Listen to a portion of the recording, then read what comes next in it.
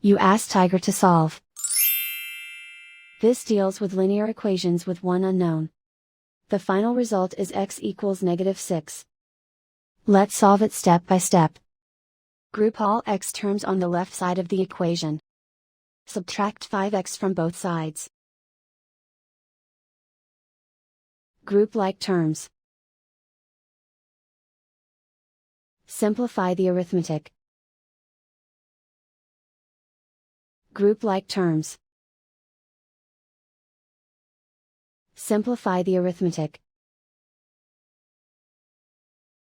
Group all constants on the right side of the equation.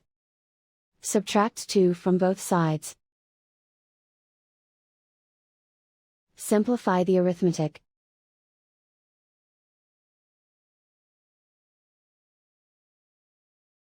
Isolate the x. Divide both sides by -2. Cancel out the negatives. Simplify the fraction. Move the negative sign from the denominator to the numerator. Find the greatest common factor of the numerator and denominator. Factor out and cancel the greatest common factor. And so the final result is x equals -6.